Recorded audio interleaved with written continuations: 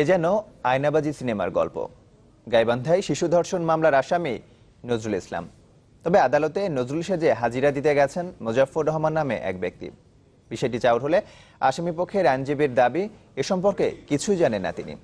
এ ঘটনায় জড়িতদের দৃষ্টান্তমূলক শাস্তি চেয়েছে রাষ্ট্রপক্ষ। 2016 সালের জানুয়ারিতে গাইবান্ধার সাঘাটার নলছিয়া গ্রামে এক শিশুর ধর্ষণ চেষ্টা মামলা হয় পাশের গ্রামের নজরুল ইসলামের বিরুদ্ধে। আদালত পুলিশকে মামলা তদন্তের নির্দেশ দেন। মিথ্যা মামলা উল্লেখ করে আদালতে প্রতিবেদন দাখিল করে পুলিশ। তবে বাদীপক্ষের নারাজি আবেদন দেওয়ার পর বিচার বিভাগীয় তদন্তের নির্দেশ দেওয়া হয়। এতে ধর্ষণের সত্যতা পাওয়ার পর নজরুলের বিরুদ্ধে গ্রেপ্তারি পরোয়ানা জারি করেন আদালত। এরপর থেকেই পলাতক ওই আসামি। পরে গেল 10 এপ্রিল হুট করেই পাল্টে যায় আসামি।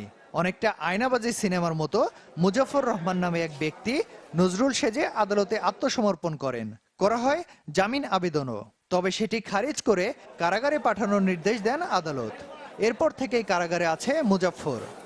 মুজাফফরকে ভুয়া নজরুল সাজিয়ে এই মামলায় গ্রেপ্তার করেছে।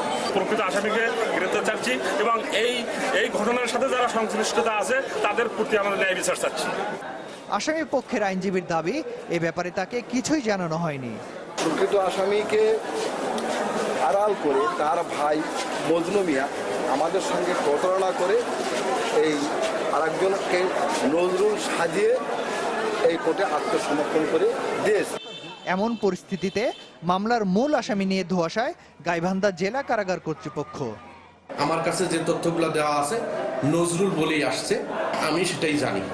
এখন এই বিষয়টি যদি নজরুল না হয়ে অন্য কেউ হয়, সেটি বিজ্ঞ আদালতের বিষয়ে সমাধান করা। এ ঘটনায় জড়িতদের দৃষ্টান্তমূলক শাস্তির দাবি রাষ্ট্রপক্ষের আইনজীবীর। অবশ্যই আইন বিরোধী কাজ এবং এই কাজটা যারা যেভাবে আসুক, এই কাজটার সঙ্গে যারা সম্পৃক্ত তাদের শাস্তি হওয়া উচিত। আসামি বদল নিয়ে মুজাফফর বা নজরুলের পরিবারের কাউকে পাওয়া যায়নি।